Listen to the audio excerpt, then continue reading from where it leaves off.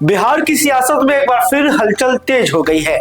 नई सरकार के गठन को करीब 1.5 महीना बीत चुका है और अब सबकी नजरें मंत्रिमंडल विस्तार पर टिकी है। राजनीतिक गलियारों में चर्चा है कि मकर संक्रांति के साथ खत्म होने वाले खरमास के बाद मुख्यमंत्री नीतीश कुमार अपने मंत्रिमंडल का विस्तार कर सकते हैं।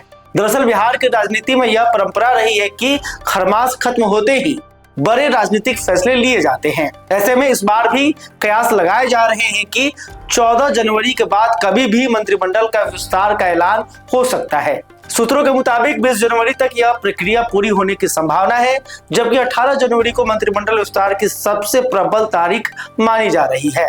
खुद मुख्यमंत्री नीतीश कुमार भी इशारों में इसकी पुष्टि कर चुके हैं। उन्होंने हाल के दिनों में यह दावा दोहराया है कि आने वाले कुछ वर्षों में वे बिहार को विकसित राज्य बनाएंगे।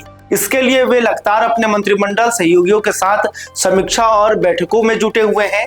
ऐसे में यह माना जा रहा है कि खाली पड़े मंत्री पदों को भरकर सरकार अपनी रफ्तार और तेज करना चाहती है। फिलहाल नीतीश मंत्रिमंडल में कुल 27 मंत्री हैं, जबकि संवैधानिक रूप से 36 मंत्री बनाए जा सकते हैं, यानी अभी 9 मंत्री पद खाली है। सूत्रों का कहना है कि इन खाली पदों को भरने की कायवत अब अंतिम चरण में है। एनडीए के एक वरिष्ठ नेता ने नाम न बताने के शर्त पर बताया कि मंत्रिमंडल विस्तार तय है और 14 से 20 जनवरी के बीच किसी भी दिन इसकी घोषणा हो सकती है। बताया जा रहा है कि इस बार मंत्रिमंडल विस्तार में जदयू से 6 और बीजेपी से 3 नए मंत्री बनाए जा सकते हैं। हालांकि एक मंत्री पद दोनों दलों के खाते में खाली भी रह सकता है, जिन्हें बाद में भरा जाएगा। खबर यह भी है कि जदयू इस बार अपने कुछ पुराने चेहरे को झटका दे सकती है, यानी जिन मंत्रियों के कामकाज से पार्टी संतुष्ट नहीं है उन्हें बाहर का रास्ता दिखाया जा सकता है। इसके साथ ही जदयू की नजर विरोधी दलों के कुछ विधायकों पर भी बताई जा रही है, जिन्हें भविष्य में मंत्री पद का ऑफर दिया जा सकता है। वहीं बीजेपी भी जातीय और राजनीतिक संतुलन साधने की तैयारी में है। सूत्रों के अनुसार बीजेपी अपने कोटे के 3 मंत्री पदों में से 2 पर तत्काल नियुक्ति कर सकती है, जबकि 1 पद खाली रखा जा सकता है।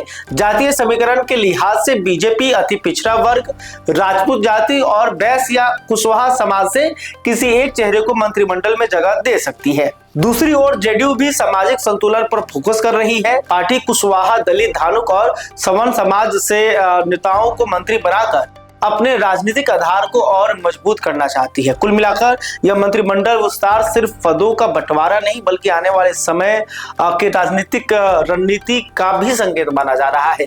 अब देखना दिलचस्प होगा कि खरमास खत्म होते ही नीतीश कुमार किस दिन अपने पत्ते खोलते हैं और मंत्रिमंडल विस्तार के जरिए बिहार की सियासत को किस नई दिशा में ले जाते हैं।